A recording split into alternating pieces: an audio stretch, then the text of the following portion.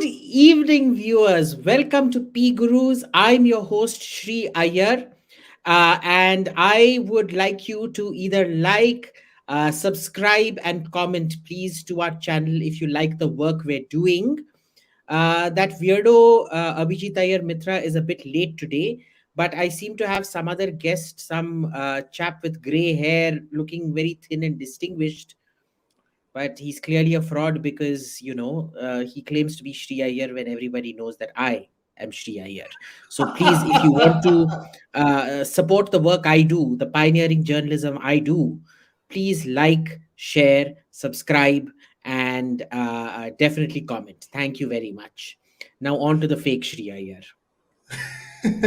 Thank you, fake Abhijit. If you guys have watched Vice Versa, the movie, you will see what we are trying to do here. And now our souls have entered the right bodies, and now it is Sri Iyer speaking, and we have the pleasure of company of Abhijit Iyer. So we are going to jump straight into questions, no other stuff. We are going straight into questions, and here we go. The first question from last week. Jean Patel wants to know what's the difference between these schemes and vote for money? Can't EC look into this? Basically, money for votes. Look, basically, there's absolutely no way of either providing the money, or if the money is provided, there's no accounting for where the money is going to come from. Now, I remember there was a coalition formed in Australia where the demand of the junior coalition partner was that there needs to be a clear set of programs. There has to be a ways and means committee where you find out where the money is coming from and what it's going to be spent on prior to government formation. Should this be done? Yes. The issue is you have so many compromised and quack economists. Anybody in India can put out an economic plan to show that revenue will be raised and expenditures will be met on XYZ, and both the audits will come out as squeaky clean when in fact we know they're both bogus. So, is there any difference? No. It's all basically low level charlatanry, and there's nothing anyone can do about it, realistically speaking. You live in a third world country, keep your expectations low. Next question, please. Sai wants to know do you think the reason Indians are emotional is because Indian culture is feminine and discourages making logical decisions? Quite the contrary. I think, in terms of logic, we were very, very good at having logic. I think the reason we've become emotional is much to do with whatever happened in the four, five, six, and 700s, where we de-urbanized, we lost our sense of confidence. When you lose your sense of confidence in rational decision making, you retreat into mythology, religion, emotion, etc., etc., etc. We still haven't gotten out of that, right? And that is the real reason. I don't find anything particularly feminine about the culture that we're in at the moment. I mean, you look at certain parts like Gujars or Jats, they're about as, I mean, they're literally a byword for masculinity anywhere in India. Sardars. Yet they're highly emotional people. They certainly don't, even culturally. It's a very masculine culture, but they still take highly emotional decisions. Emotion is when you don't have data to go by. When nobody invests in data to go by, you fall back on emotion. I think it was Arun Jaitley who used to say, when you have the facts, bang on the facts. When you are low on facts, bang on the narrative, and when you have neither facts nor narrative, then bang the table very hard in front of the judge. So it's like that. Scarface member wants to know is immigration to booming South American countries like Brazil too much of a lateral move, or is it still worth it over staying in India? I'm not seeing booming immigration to South American countries. It did happen once upon a time very significantly. Then there was a second wave. A lot of Lebanese landed up there during the civil war and things. There's more Lebanese in Brazil than there is in Lebanon, apparently. But other than that, there is no current boom as far as I can see to South America. Maybe I'm wrong, but I certainly haven't heard about it. Uh, uh, and look, there, unless you're going to Chile, they're highly volatile and unstable, boss. Uh, Avoid. The most common profession in Argentina is a shrink, because Argentina has the highest proportion of mental health issues per capita anywhere in the world. Imagine a psychologist being the number one profession in terms of numbers in your country, more than BPO workers, more than blue collar laborers. They have psychiatrists in that country. Brazil, again, highly volatile. Ecuador, Peru, Bolivia. I mean, you've seen what happens out there. Chile is the only stable country out there, in spite of significant uh, right wing movement, left wing movement of the polity. But you're still better off in India, unless you're moving to Chile. Go to Chile if you must. And Golden Gaming wants to know, do you think hero worship is a problem in Indian culture? Big time, big time problem in Indian culture is we don't believe in institutions, we don't believe in systems, we believe in people. And that is the biggest mistake you can ever make, is believe in an individual. Never believe in an individual unless that individual comes up with institutional and systemic solutions and creates institutions. If they don't do that in the first 2 3 years, kick them out at the end of their 5 year term. Krishna Sundar wants to know, why don't we take Soviet Union as a role model? Unless, well, you could if you want to break up. I mean, that's what happened to the Soviet Union. Do you want to break up? That's the question. Do you want to have the kind of internal wars? Azerbaijan attacking Armenia, Russia attacking Georgia, Russia annexing Crimea, uh, uh, uh, uh, constant tension between Latvia, Lithuania, Estonia on the one hand and Russia on the other, state breakdown in Kyrgyzstan, or yeah, in Kyrgyzstan, violent revolution in Tajikistan, roaring rebellion in Uzbekistan in the Farghana Valley. You want all that? Sure. Sure, absolutely. It is definitely one model of industrialization. You can do it right. You can do it right, which is you do what Stalin did and industrialize, and then switch to a controlled capitalism the way China did. But remember, China is in deep doldrums. Nobody wants to talk about the massive, massive debt crisis, which there's no answer to. The housing crisis, the railway crisis, the infrastructure crisis, the labor deficiency crisis, the demographic crisis. Nobody wants to talk about that. But right now everybody loves comparing. See, in China, this happens so quickly. China's really not the best comparison to have. Soviet Union, if it transitions, now the question is, will it transition properly? Either you collapse like the Soviet Union did, or you transition like China did. But look, China, when it implodes, it's going to be a big implosion. Next question, Malyaban Bhattacharya wants to know, do you believe Nazi sympathizers existed post World War II? Of course. Of course. I mean, where's the doubt? They are even in US. Most of them went off to South America, by the way, Right, right, because right. Argentina. Uruguay, Yeah. Argentina, but more than Argentina, it was Uruguay. Uruguay, or was it Paraguay? I forget now. Had a dictator called Stroessner, German origin, and there's a huge German population in Argentina as well, also in Brazil. But in terms of numbers, I think it was either I think it was Uruguay, not Paraguay, but one of those Uruguays. And Argentina had the highest Germans, so there was a huge sympathetic well. But Stroessner, specifically General Stroessner, he was the one responsible for hiding the maximum number of these criminals. Incidentally, our first fighter aircraft was also built by an ex-Nazi. Kurt Tank helped build India's first fighter. He was a Nazi. This lady, uh, I forget, it wasn't Leni Riefenstahl. Who was it? But anyway, somebody who was, I think it was Leni Riefenstahl, used to make movies for Hitler, was a very dear friend of Nehru's and came and helped make some movies in India as well. So, we're not exactly guiltless. We also took some falling German stars here and there. Now we are going to start answering today's questions. And here we go. The first question is from Muhammad Ubaid Ali. Has there been any time in Pakistan, no matter how brief or localized, that average people turned against the army? Why doesn't common man recognize the army for what it is? Muhammad, where are you from? I'm just curious. India? Just reply by comment. Go ahead, sir.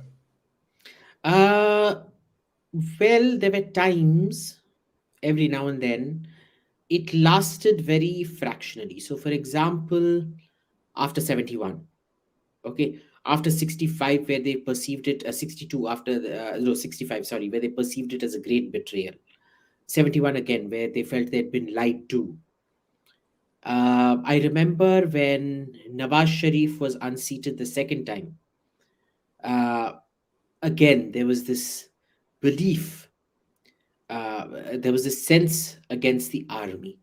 But somehow or the other, what happens is the army ends up making the politicians look so bad that people end up going back to the army.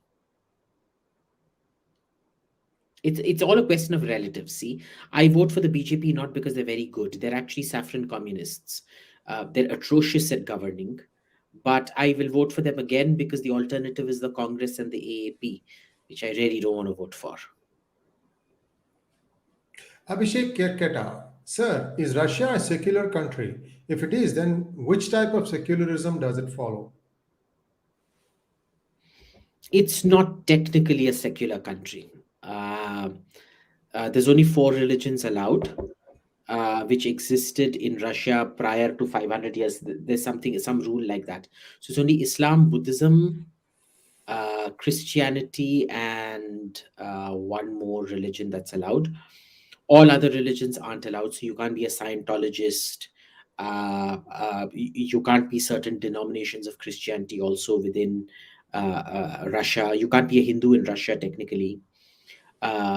So uh, it's not secularism in that you don't have freedom of religion. You have freedom of some religions, and even there, the state is completely interlinked with the Orthodox Church. So it isn't technically secularism uh, at all. Hey, I wanted to ask you a question. We'll take the next question, but before that, I wanted to ask you a question, Abhijit. 1971 war, I think it was 16 days or something like that, and India made Pakistan surrender, took 93,000 prisoners of war, and then there were talks a year later in Shimla. Why did Indira Gandhi give back all the territory captured, all the soldiers? What was the problem? Why didn't India kind of do strip their army completely and say that you shall not have an army of your own? Okay, so several things. First, they surrendered in the east, they did not surrender in the west. In the west, it was a ceasefire. We agreed to a unilateral ceasefire on the western frontier. Uh, Capturing any more would have required a huge amount of troops and effort more. Remember, 1971 bankrupted us. Nobody wants to talk about it, but ultimately the emergency happened because of 1971 added with fuel prices. We paid the price for that war for almost 15, 20 years after that. It stripped us bare. If you had gone west, you would have, and nobody talks about the economic cost of that war. It was terrible. So there was that issue, number one. Number two is the fact that you simply cannot keep prisoners of war indefinitely. It's a violation of the Geneva Convention. You have to send them back after the war is over. We did try to play poker with them as far as possible, but in the end, they had to go back. I mean, there was no doubt they were going to go back. At most, you could have tried and hanged people for command responsibility for the leadership. But basically, the issue was that Indira Gandhi got conned. The deal was at Shimla that between her and Zulfikar Ali Bhutto, please don't push me too much because, and I remember this very clearly, Indira Gandhi's advisors went on telling her that the root of the Second World War lay in the First World War and the Treaty of Versailles. You do not want the humiliation of the Treaty of Versailles being imposed on Pakistan, otherwise, it will turn to revanchism like Nazi Germany. It also dovetails into what Churchill believed, and he achieved. The EU ultimately was that. It started with the coal and steel community. Uh, Not entirely Churchill, but Churchill's famous dictum in war resolution, in defeat defiance, and in victory magnanimity. Uh, she she cut and pasted, but she never calculated the variables and applied it the way it probably should have been applied. So she did get taken for a ride. But why? I mean, they could have at least got back POK. No, they could not have. There was really no more territory to be taken. Because the deal, when you have agreed to a ceasefire, is not you give me more. The deal is, do I give you back what I already have? So there was no way we could have taken POK. And POK especially is going uphill, uphill, uphill out there. It would have been impossible to take it. It would have been, well, it was possible.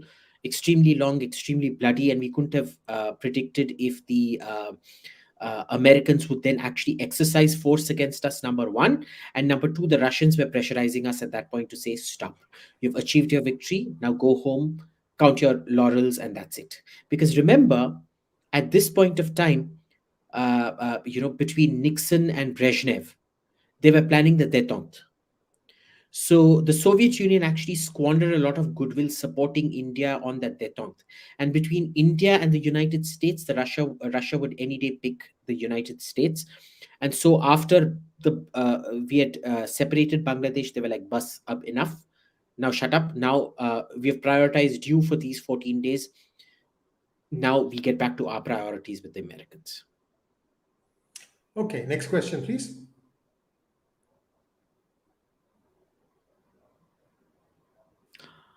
Santosh Kumar wants to know, can Abhijit shed some thoughts about the energy security policy this government has achieved, especially with fossil fuel storage? Because we can sustain up to 25 days without problems during disruption.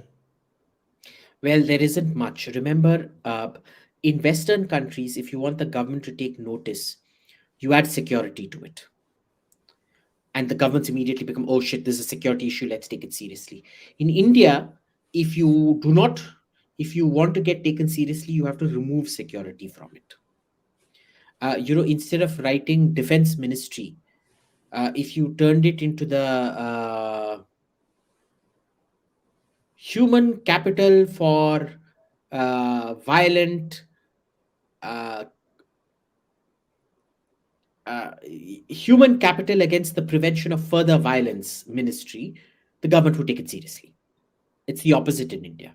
Okay. So energy security, first of all, does not get taken seriously in India, particularly. We were meant to have a nuclear renaissance. We were meant to build several tens, if not hundreds, of nuclear reactors. That was part of the 2008 IAEA exemption because everybody believed India would do it. India did not, because nuclear fuel is the most compact to store. You can store it for quite some time within the half life period and things like that. We did not go down that path. In fact, if you look at the budgetary figures, it's actually been abandoned. The Indian indigenous nuclear reactor, if you look at the budgetary allocations, they've reduced very significantly. Instead, we're moving towards solar power, and that's where Reliance has come in with its plans for electric vehicles, two different kinds, nitrogen and solar fields, and nitrogen vehicles plus direct electric vehicles. So that's where it's proceeding right now. But no, if disruption happens, we're screwed. Abhijit, do you have any insights on the Gudangulam forced outage that took place last week? No, nothing. Okay. Thank you, Muhammad Obaid Ali. You are a member from Bihar. Wonderful. Keep asking good questions. You always have very good questions, and hopefully He has our excellent. answers. I always look forward to Obed's questions because they're very clear and they're very germane. Yes, yes. Very good. Santosh Kumar again. Is AIM ready to eat a masala filled piece of cloth as he promised a while ago, related to Air India's successful sale and transfer to Tata Company? Look, I said, what was the date meant to be? 21st December or something like that, no? Yeah, yeah, yeah. I That date has said, passed. if Yeah. if it is sold by that date, I will eat my hat or shoe or shirt or whatever. That date has passed. Deal gaya. I don't have to eat my shirt anymore. But and also the fat lady ain't sung yet. Yeah. All right, Mr. Lee is now having his question. Have you read the 2018 book Bullshit Jobs: A Theory by David Graeber? Would you agree that the civil services apparatus in India is a prime example of BS jobs? I have not read the book, but one second, keep the question on screen. I'm just going to take a photo of it because I need to remember. This sounds like an extremely interesting uh, book to read, and I will read it. But no, civil services, the issue isn't is that it's a bullshit job, it's bullshit in its execution. It could actually be a very good job if you made it good. So in theory, no. In practice, unfortunately, yes.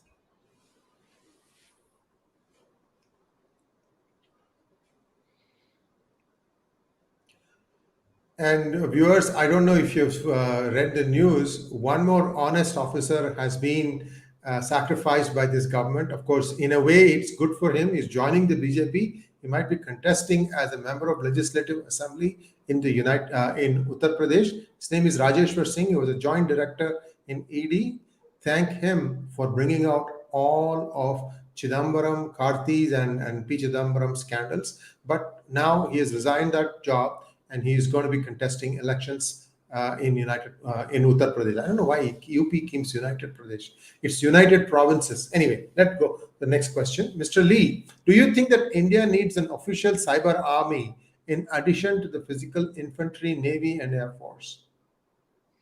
Look, given the general level of cyber knowledge in India, you're not going to achieve much, but at least, yes, if you create one, there will at least be a sort of official syllabus, a kind of training imparted to people and things like that. So, yes, it might be a good idea having it. Chetan Pai wants to know, won't individualism, which is at the core of liberalism, liberal democracies, lead to atomization of society and create a vacuum if filled by the state can lead to a communist takeover? No, I disagree with that. Uh, Individualism does not lead to a communist takeover. The point is, entitlement leads to a communist takeover. This is why I believe hierarchy and class separation, as opposed to caste separation, are very, very important.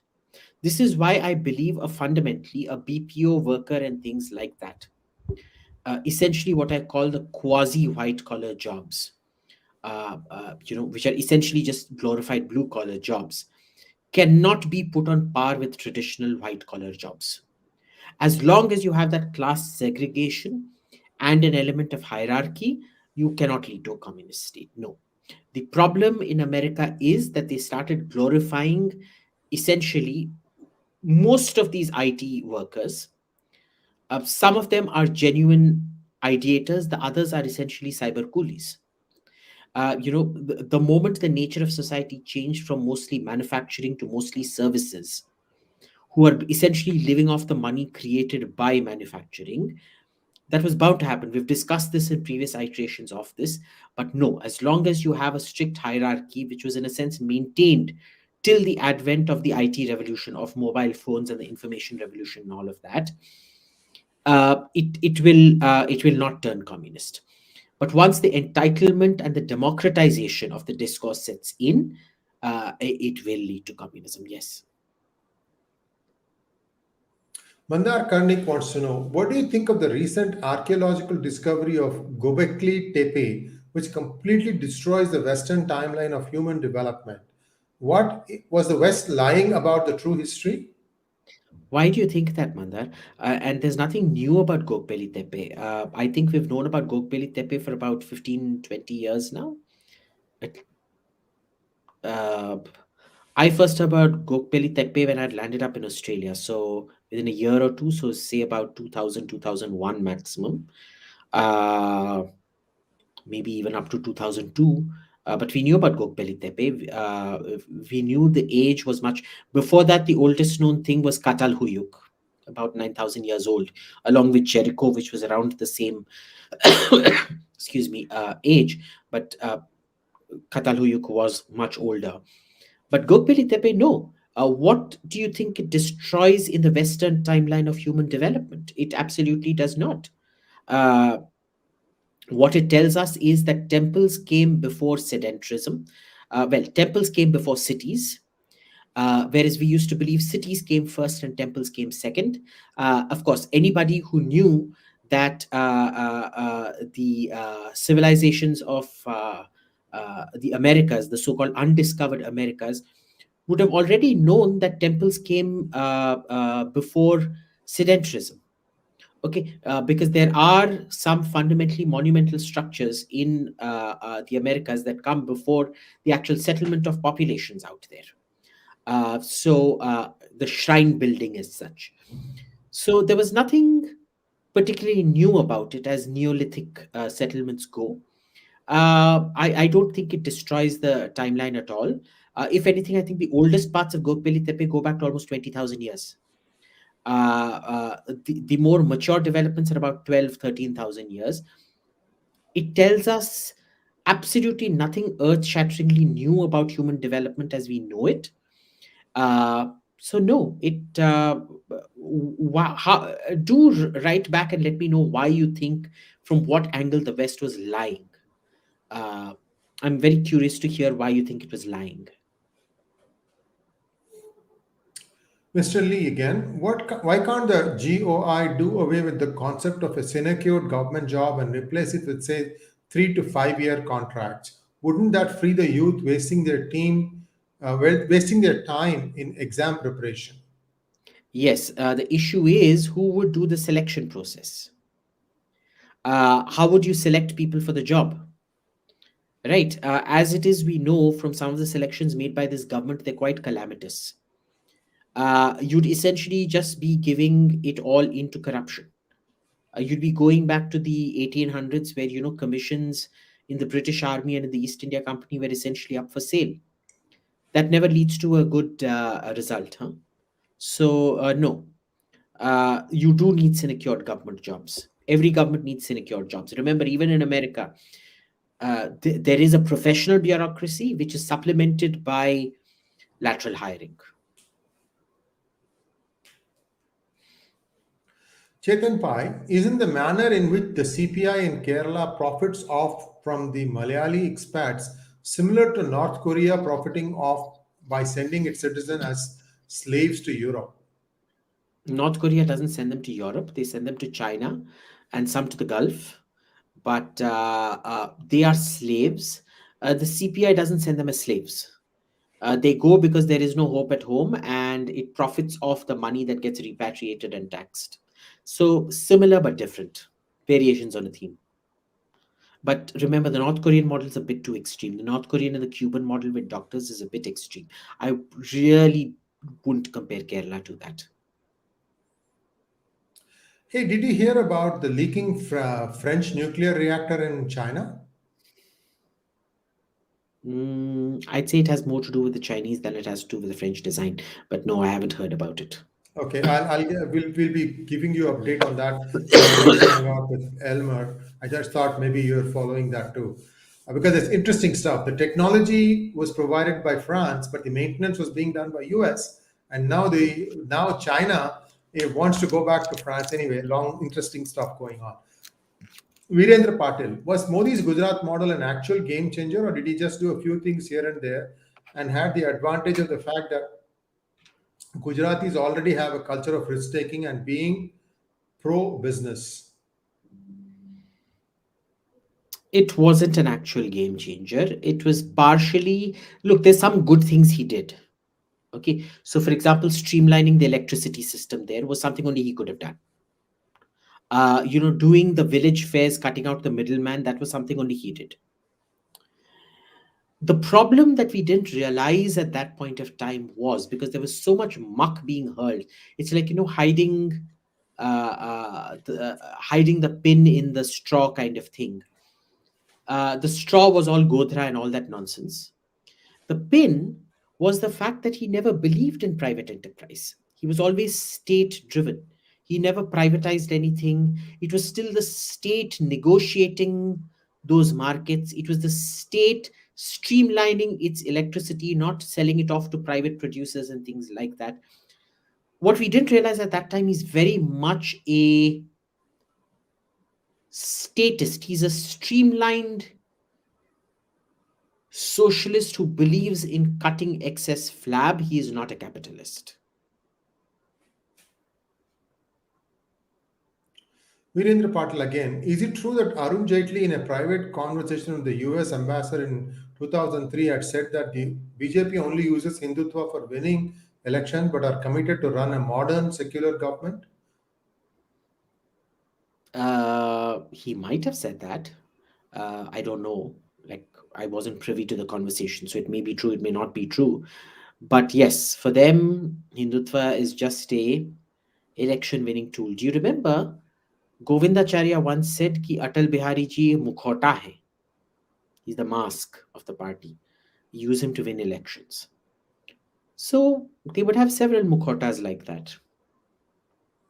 You know, we should credit Govindacharya ji for the work he did to make BJP rise in Uttar Pradesh. Nobody mentions his name. Very, Yeah. very sad. I mean, the man is still around, and I've met him. I've interviewed him. There is one interview of his on PGurus channel. Do watch it. Very, very smart It's a person. Very pity. It's a hardworking. pity because after that Mukhota comment, the way he was hounded out, uh, it's just remarkable. And the RSS never came to his rescue, incidentally. Yeah. Shameful. Next question, please.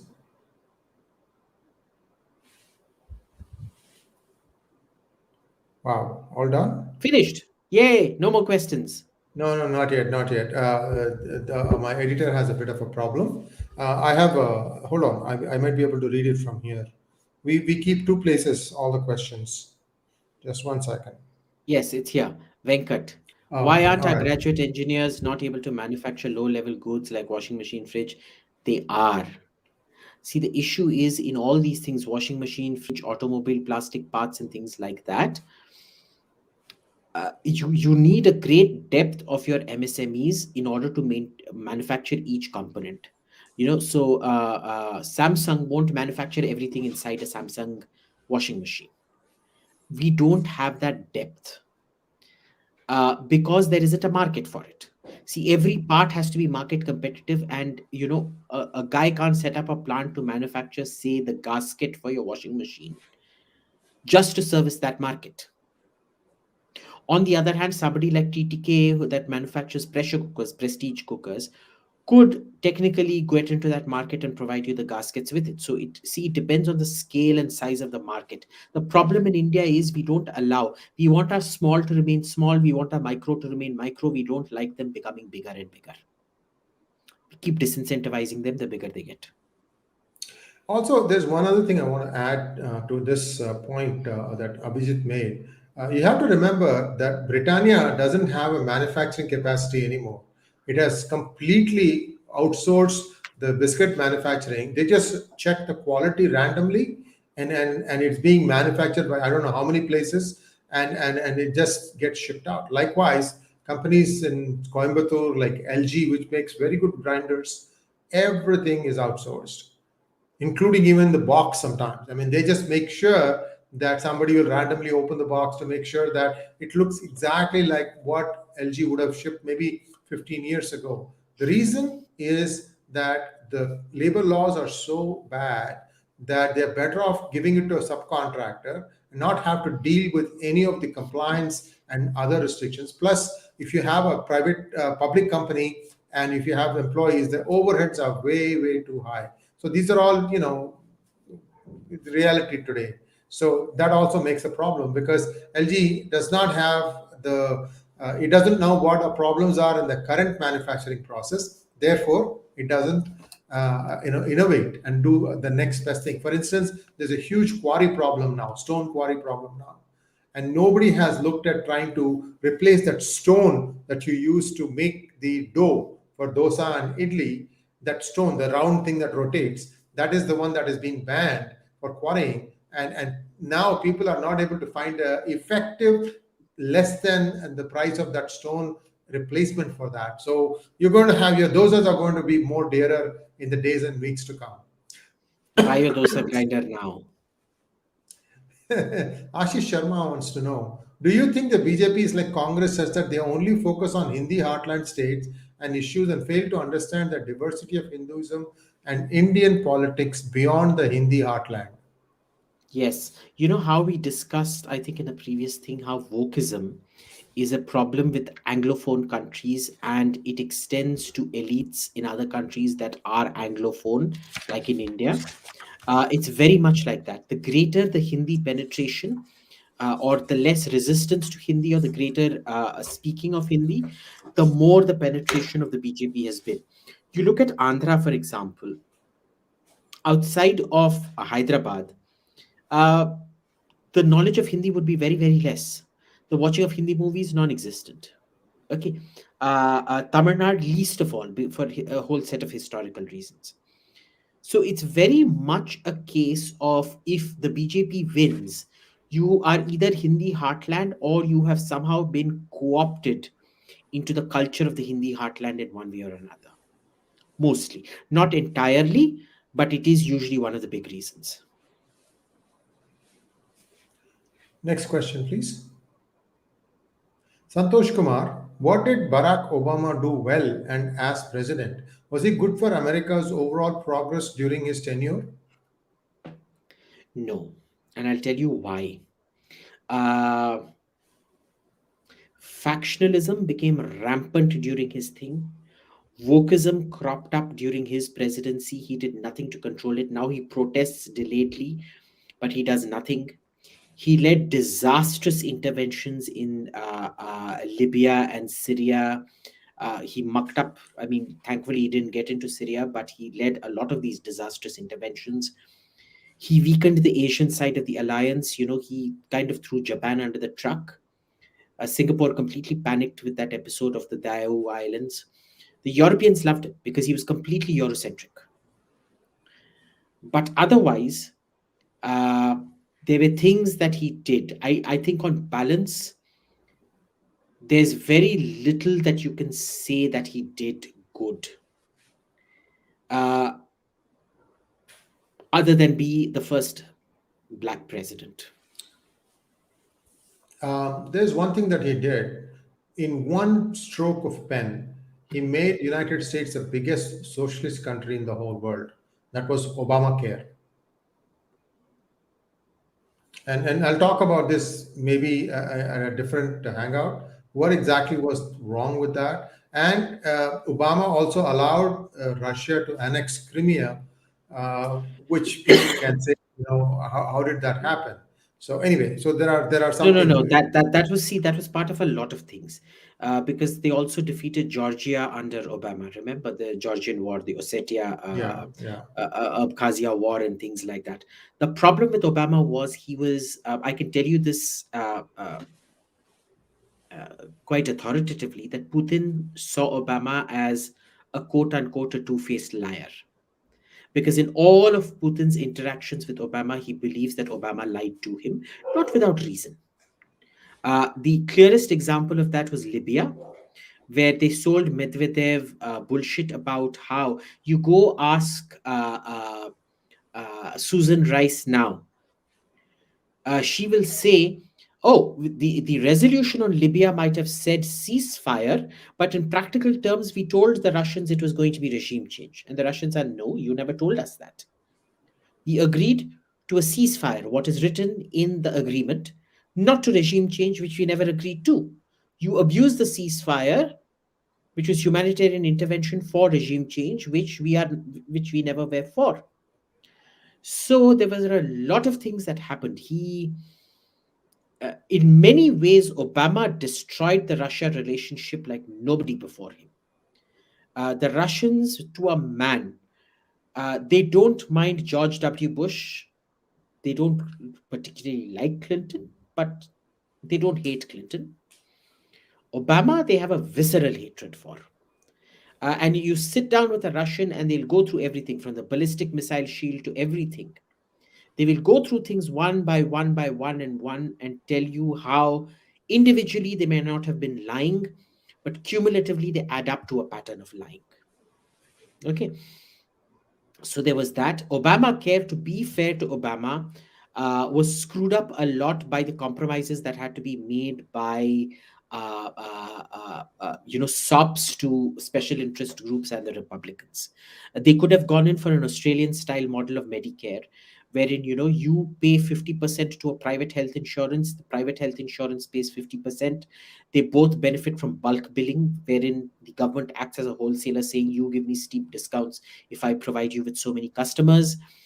It works for everyone. They did not look at those options. It was basically a case of the process destroying the intent.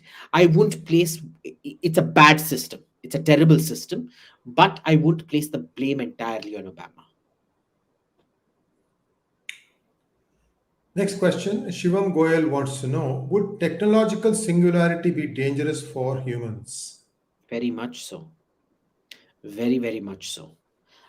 Because the only once you have sentient technology, uh, I think the most logical uh, conclusion to draw is that human beings are dangerous to human beings. So, technological singularity would lead to a disempowerment of human beings.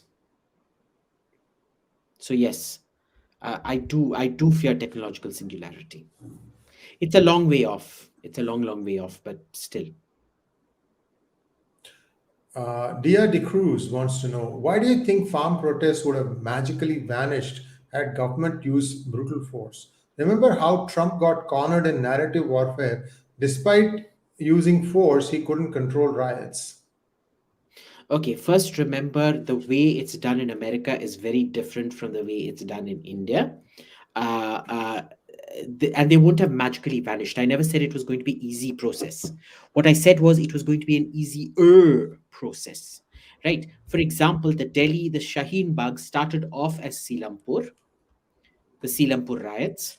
When those were crushed, it morphed into Shaheen Bagh, which technically should have been crushed the moment they beat up my lawyer Raghav Avasthi on live TV on India Today. They were literally beating him up, and they took my friend Gunja Kapoor hostage. They should have been broken up then and there. None of that was done. But no, it won't have magically vanished. Okay. And let's not compare this to America, because American law and order things are very, very different. Trump operated on a different set of guidelines. State powers there and central powers there are very, very different. So don't get those two confused. What happens in Delhi is not the same. Next question from Chaitanya Naidu. Why are some Babus in MEA, Home and Raw so dead against having any kind of engagement with Taliban? Retired folks like Arni and Mukhopadhyay are questioning the benefits for India in having this engagement. Look, everybody carries baggage. It happens in every system, right? Uh, uh, uh, in America, you'll still have people who view Russia as enemy number one, and they've won out. It was essentially the Cold War warriors who made a comeback in that sense, right? They never left. So every country carries that historical baggage. There's nothing you can do about it. Aryan Singh wants to know, what do you think where wokeism will be more, UK or USA, in the next 10, 15 years? USA, without a doubt, USA. Remember, these things, they're all developed in the USA and then they move to the UK. The thing is, in the UK, even though it's a right wing government, allegedly, they're pretty damn woke. Huh? I won't call them right wing at all. But the USA is where the USA is the crucible of all of this. Where the USA goes, everybody else, the Anglophone follows. Next question, please. Lorem ipsum, any good things about a career in Indian Foreign Service? Yeah, foreign postings, zero accountability. Once you're in, it's the good life. Enjoy. And nobody can ever sack you. Enjoy. Arun Gupta wants to know, how much of China is legit territory? Seems that Tibet forms a huge chunk of China today. How much have they expanded? How much is really Look, China? I really don't know what this question means, because it's very simple that China is what any country, what is legit India? Technically, has Nagaland or Manipur ever been part of any Indian empire other than the British Empire? So is it technically legit India? Is Arunachal legit India? Is Gilgit Baltistan, is Ladakh ever legit India? Right? Has it ever been part of India historically? The answer is no. So, this is one of those questions where, what do you mean really by legit China? Legit China is it under Chinese control? Then it's Chinese. It's that simple. And mind you, what is today China has legitimately been under Chinese control for far longer than what we consider legitimately Indian territory. Okay, Tibet has spent longer periods of time under de facto Chinese rule uh, than any other, than say Arunachal or Meghalaya or Sikkim or any of those states have. So again, like, I don't know what this means. In order to, if you clarify, I can tell you what you mean by it. Maliban Bhattacharya wants to know, why has China banned climbing Mount Kailash? It's not banned. It's legal. It's an unofficial ban, and the main reason is they did invite people to climb it, but the climbers, the two three climbers that they invited to climb it, refused to do so, because they said, look, can we climb it? Yes. Are there much more difficult peaks to climb? Yes, there are much more difficult peaks to climb. So why climb it just to prove a point if it insults so many people's religious beliefs? And the Chinese didn't want to take it beyond a point, so they also did not insist, for the sake of mountaineering, that it needs to be climbed. Devanjan But Banerjee I, wants to I know. just want to tell you something. This notion that it can't be climbed is absolute rubbish. I've spoken to people at the Indian Mountaineering Federation here. There are two or three fairly decent routes. It's not an easy climb. It is a difficult climb. It's not the most difficult climb around. There are much more difficult climbs than that have been identified in the past, in other places. But uh, uh, uh, they definitely rate it as amongst one of the 10 top toughest peaks to climb, but they have identified routes to climb it. It's just that nobody wants to offend anybody's sentiment by climbing it.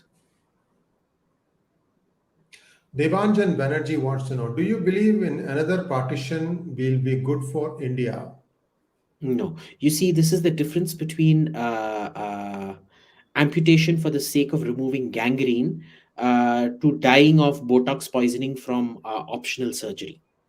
The first partition was necessary to get rid of the gangrenous arm. The second one will be like taking an excess shot of Botox to your for optional surgery, which might end up killing you. So no, McCollins wants to know, why can't India use female honey traps or espionage like so many other countries? I don't know. I really don't know. There's lots How of do you things know in you espionage. don't? I How do don't you know know. they don't? Well, look, honey traps are, the Chinese are famous for honey traps. The Indians are very famous not for using honey traps. Uh, this is one thing you consistently get from a lot of foreign intelligence folks, ex-intelligence folks, possibly even serving intelligence folks. I don't know. They never reveal themselves if they're serving. But we generally, as a rule, don't. The Chinese and Russians are notorious for doing it. But there's a lot of things we should be doing that we don't do. Honey traps is probably the least of them. Sahil Mahajan wants to know what's the future of Indian economy? Will it do better than the rest of the world or worse? Can both of you give your insights? We were, are, and will continue to remain a third world country.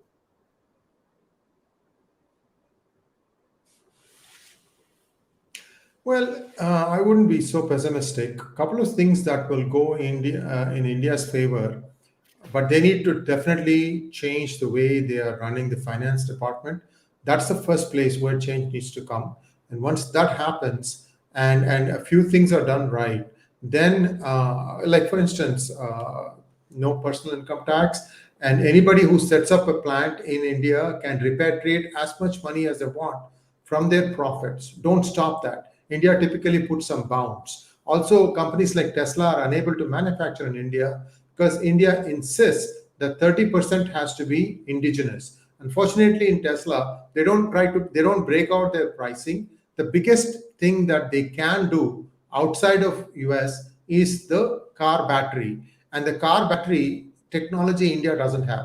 So you have this situation where Tesla cannot really manufacture, they cannot manufacture their cars in India because, the battery technology isn't available, and it might not be available for a while. So that is the real challenge. And like this, you'll start seeing every problem. Like for instance, Intel almost came to India, then they ended up going to Vietnam because Intel said that they need to have their own power generation plant.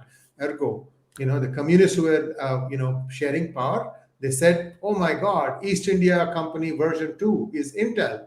They want to set up their own power generation plant. You see, East India Company is always taken as an example because evidently the way they did it was they came into trade, then they would convince the kings that they needed to have some sort of a fort to store their grains and other things. And then they said that in order to guard this, they needed soldiers, guns, and so on and so. This is like the salami tactics, which is how they became more and more powerful.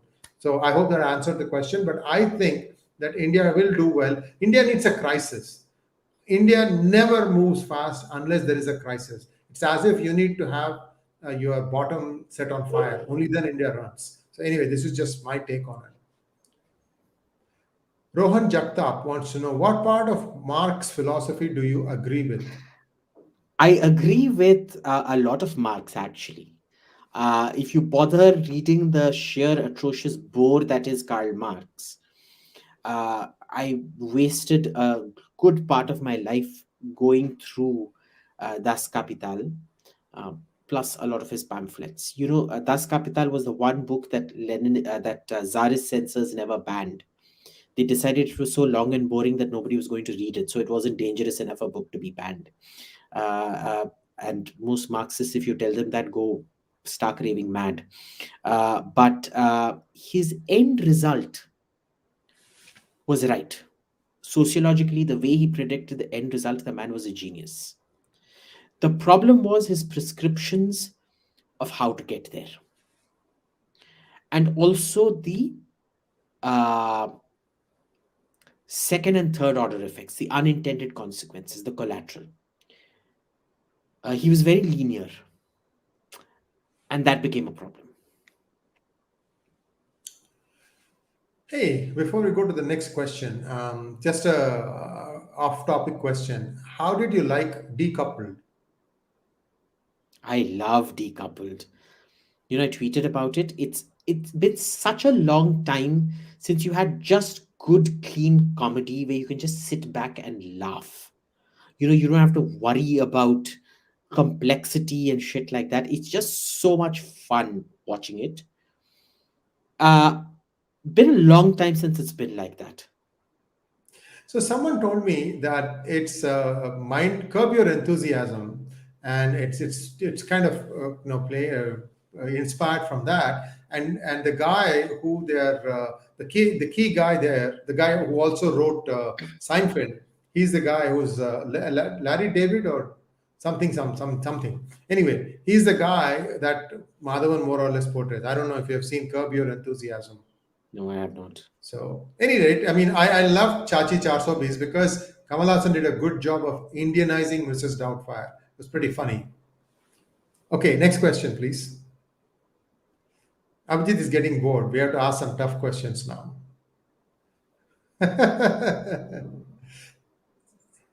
We- yeah. Abhijit Sudhakar. Hey, namesake. Hi, Mr. Iyer, alter ego. Iyengar strikes you. Shocking, shocking. Demon worshipper, be gone. Shadow Showdown. Aim. Our school teaches us what to think, not how to think. Can you suggest me how to be good in this ability? Do you believe in IQ is important for success? IQ and EQ, you need both. Hmm? Sometimes you can just do with EQ without any much IQ. Um, but IQ by itself, EQ by itself is enough. IQ by itself is not enough.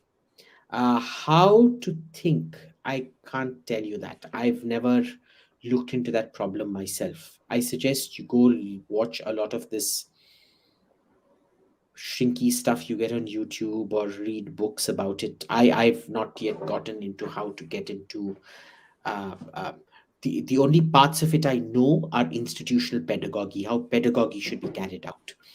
But if you're asking me how to start thinking outside of the schooling system, I've never looked at it because I don't look at individual solutions, right? I'm not a life coach. I only look at group solutions that are policy relevant. Saransh Parimu wants to know which countries do you think are moving towards the right direction in terms of economy, less wokeism, and stability? Uh, Economically, I'd say Saudi Arabia, UAE, Israel, Poland, Hungary, Czechoslovakia, that's Czech and Slovak republics, uh, France. Believe it or not, they have corrected. There's a long way to go, but they have corrected some of the trade imbalances. Uh, Chile, yeah, those would be my bright spots. Botswana, Mauritius, Namibia? Seychelles. Jury is out on Namibia still. Botswana definitely, but Namibia, I'm not ready to call Namibia yet. In Africa, it's Seychelles, Mauritius, and Botswana. Next question from Krishna Sundar. In World War II, why did US bomb Japan and not Germany? I don't think the bomb was ready for Germany yet. Did racism play a role? Almost certainly, but see, it was also the hurry of getting Japan to surrender. They might not have used the bomb had Stalin not declared war on Japan. And Stalin did not declare war on Japan till Germany was defeated. He declared war on Japan 5 days before the nuclear bomb was dropped. And then America was in a position saying, damn, if we don't do something, Japan has to surrender to us, not to the Russians. If they surrender to the Russians, that's a huge strategic defeat. Remember, the Americans were very strategic in those days. They were already thinking about what would come after the war. Okay, they were already thinking about what was going to come after the war, even before the war had ended. Churchill himself had started planning. There were two competing plans: the what you today know as the Marshall Plan, which was the reconstruction of Germany. There was another plan called the Morgenthau Plan, and the Morgenthau Plan was the complete deindustrialization and agriculturalization of Germany, and that got rejected quite early on. So with the Americans, the dropping of the bomb had less to do with saving American lives as it had to do with preventing the Japanese from surrendering to the USSR. But Germany, the bomb wasn't ready by that time yet. Question: did Japan also colonize Korea? At that time, it was single Korea. Yes, Japan Okay. did colonize Korea. They never So got, everything, right? I mean, from Japan you down know, south, Korea, Korea's Taiwan, Independence and so Day. on. Yeah. Korea's Independence Day is the same as India's, 15th August. Okay. Next question, please. Abhijit Sudhakar wants to know: did Sassanids have relations with India? Was it the Yes. Guptas? Well, it was the Guptas amongst others. There is a belief, uh, nothing proven, but there is a belief that the Pallavas were of Sassanid origin.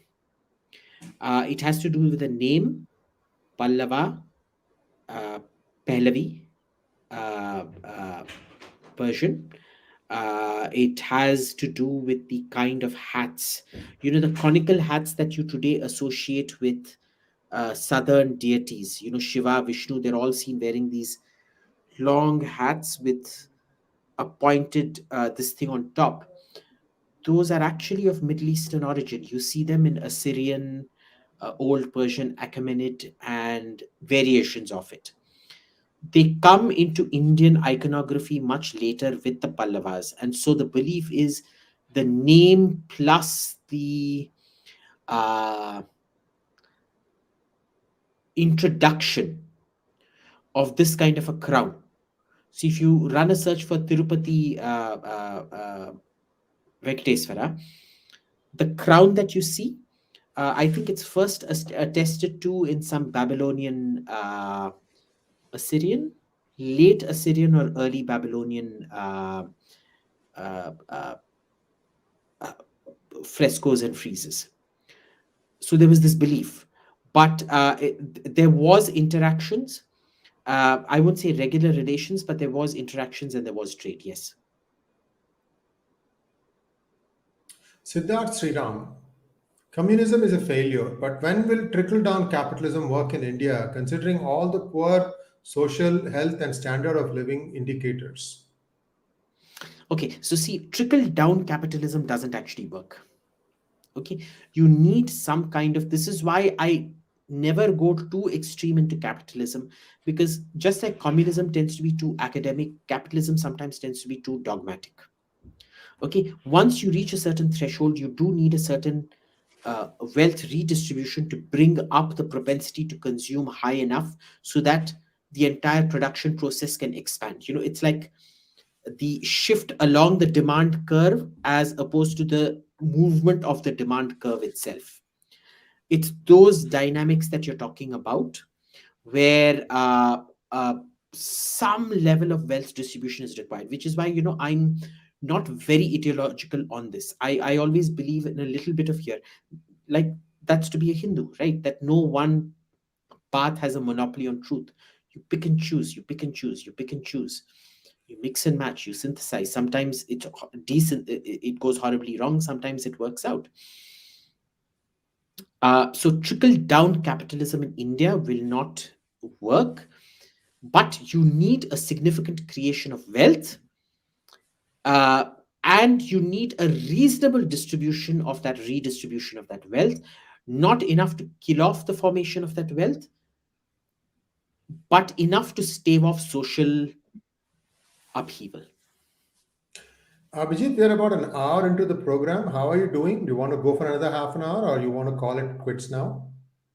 I think we should end. My throat is really drying up and I'm not Yeah, doing I very saw well. that you're straining a little bit. So let me just call it here. Viewers, we will answer all your questions in the next episode. Abhijit is almost back to normal. The most important thing, many of you are complaining that you're not getting notifications. What you really need to do is not only subscribe, but also hit the bell icon. And if you do that, you're guaranteed to get notifications. And may I ask, there are a lot of people right now logged in. Please, each and every one of you, hit the bell icon because then you will never miss a video from PGurus. We know how Yes. valuable your time is. We try not to waste you with mundane stuff. So once again, Abhijit, take care, get some rest, and we'll be back again. Namaskar, and Well, what shall well, I say very well. today? Om Shanti Well, well, Om. very well. Well, well, very well. Victory will be